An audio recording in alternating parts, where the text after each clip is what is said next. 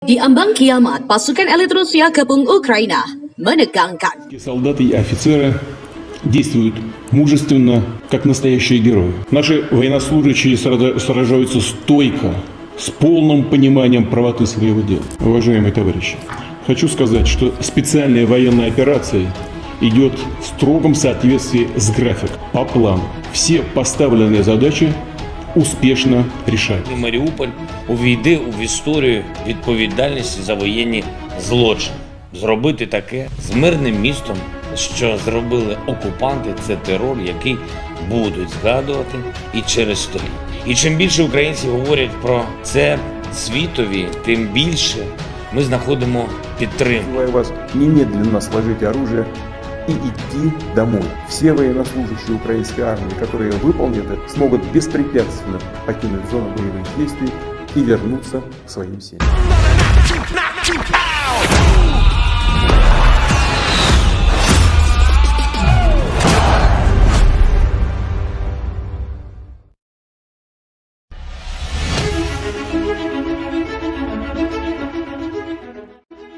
Pasukan elit Rusia mengepung sejumlah wilayah di Ukraina, salah satunya kota pelabuhan Mariupol. Pengepungan itu telah memicu krisis kemanusiaan karena penduduk kota tersebut menghadapi kelangkaan makanan, air, dan juga listrik. Rusia meminta pasukan Ukraina di kota itu untuk meletakkan senjata sebagai syarat untuk mengungsikan penduduk lewat koridor kemanusiaan yang akan dibuka mulai Senin.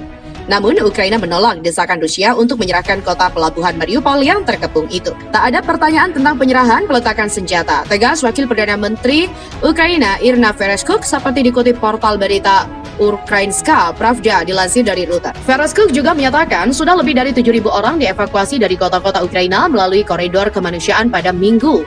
Separuh lebih diantaranya dari Mariupol.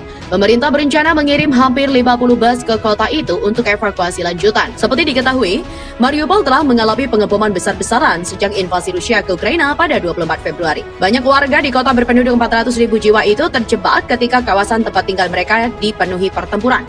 Dewan Kota Mariupol mengatakan di Telegram bahwa beberapa ribu penduduk juga telah dideportasi oleh Rusia sepanjang pekan lalu. Kantor berita Rusia mengatakan bus-bus mengangkut ratusan pengungsi dari Mariupol di Rusia dalam beberapa hari terakhir. Konsul Jenderal Yunani di Mariupol, diplomat Uni Eropa terakhir yang meninggalkan kota itu, menyebutkan Mariupol hancur lebur akibat perang. Apa yang saya lihat, saya harap tak seorang pun akan pernah melihatnya.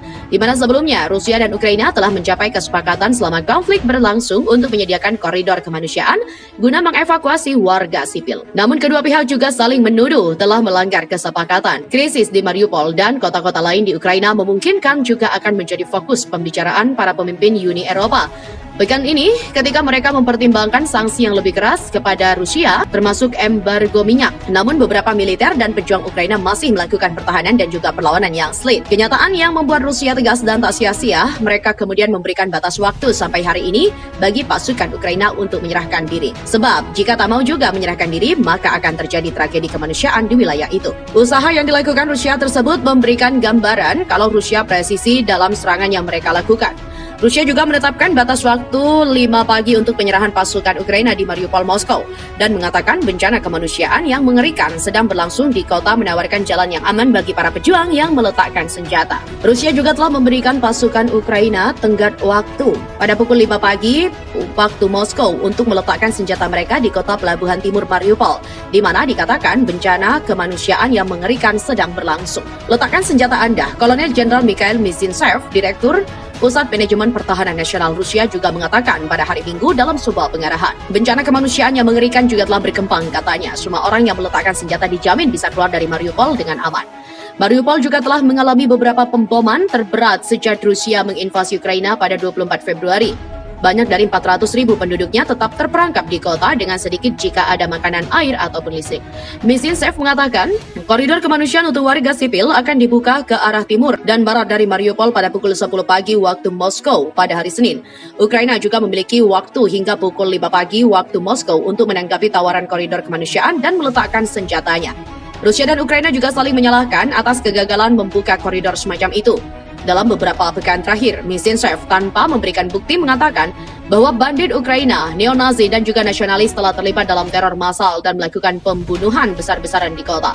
Ukraina juga mengatakan sedang berjuang untuk keberadaannya dan Presiden negara itu, Volodymyr Zelensky, mengatakan pada hari Sabtu bahwa pengepungan Mariupol ada teror yang akan dikenakan sanksi besar-besaran terhadap Rusia yang menurut Kremlin sama dengan deklarasi perang ekonomi oleh Ukraina.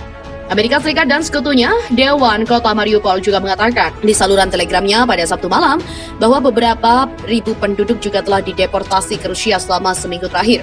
Invasi Rusia ke Ukraina juga telah menewaskan ribuan orang, membuat lebih dari 10 juta orang mengungsi dan menimbulkan kekhawatiran akan konfrontasi yang lebih luas antara Rusia dan juga Amerika Serikat. Vladimir Putin, Presiden Rusia, mengatakan operasi militer khusus di Ukraina diperlukan untuk melucuti senjata dan menonaktifkan tetangganya itu. Rusia juga mengatakan kembali menembakkan rudal hipersonik Kinzhal terbaru dalam serangan ke Ukraina pada Minggu 20 Maret, menghancurkan tempat penyimpanan bahan bakar di selatan negara itu. Kementerian Pertahanan Rusia juga mengatakan telah membunuh lebih dari 100 anggota pasukan khusus Ukraina dan tentara bayaran asing ketika menargetkan pusat pelatihan di kota Ovruk di Ukraina Utara dengan rudal berbasis laut. Sistem rudal penerbangan Kinzhal dengan rudal balistik hipersonik menghancurkan tempat penyimpanan besar bahan bakar dan juga pelumas angkatan bersenjata Ukraina di dekat pemukiman Kostiantynivka di wilayah Mykolaiv, kata Kementerian Pertahanan Rusia dikutip dari AFP. Lebih lanjut, kementerian mengklaim pangkalan itu juga telah digunakan untuk pasokan utama bahan bakar untuk kendaraan lapis baja Ukraina di selatan negara itu. Rudal hipersonik Kinzhal ditembakkan dari wilayah udara di atas Crimea yang dikuasai Rusia, kata kementerian itu.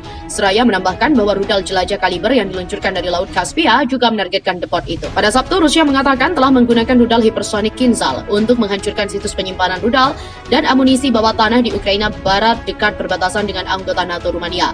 Angkatan bersenjata Ukraina mengkonfirmasi kepada AFP pada Sabtu bahwa depot telah menjadi sasaran, tetapi mengatakan mereka tidak memiliki informasi tentang jenis rudal. Analis Rusia juga mengatakan penggunaan rudal hipersonik Kinzhal pada Jumat di Deliatin, sebuah desa di kaki pegunungan Karpatian, adalah penggunaan pertama dari senjata semacam itu di dunia dalam operasi tempur.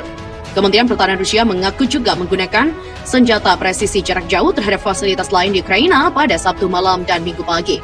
Pasukan Rusia juga menembakkan rudal kaliber dari Laut Hitam untuk menargetkan sebuah pabrik di kota Utara Nizhyn yang digunakan untuk memperbaiki kendaraan lapis baja pada kementerian itu. Juru bicara Kementerian Pertahanan Rusia, Mayor Jenderal Igor Konashenkov, mengumumkan pada malam 21 Maret, rudal jelajah menyerang pusat pelatihan tentara bayaran asing, termasuk bangunan formasi nasionalis Ukraina di tempat latihan gabungan Novaya Lubomirska di wilayah Rivne. Dalam berita update dari RT pukul 10:50 21 Maret 2021, Kementerian menyatakan sebanyak lebih dari 80 orang tentara bayaran asing dan nasionalis tewas. Rudal jelajah juga menghancurkan gudang amunisi dan markas brigade mekanis di dekat desa Selets.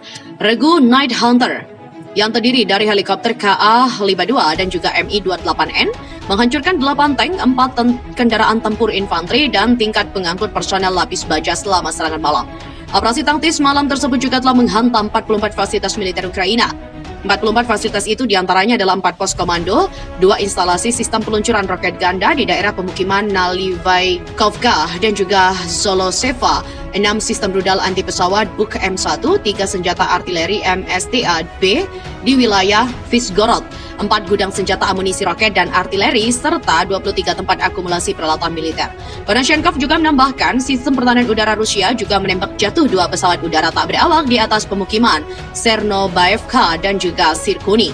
Sejak awal operasi militer khusus Rusia menghancurkan 216 kendaraan rudal tak berawak, 180 rudal anti pesawat, 1.506 tank dan juga kendaraan tempur lapis baja lainnya, termasuk 152 peluncur roket ganda, 592 senjata artileri lapangan dan mortir, serta 1.284 unit kendaraan militer khusus. Demikian kata Kementerian Pertahanan.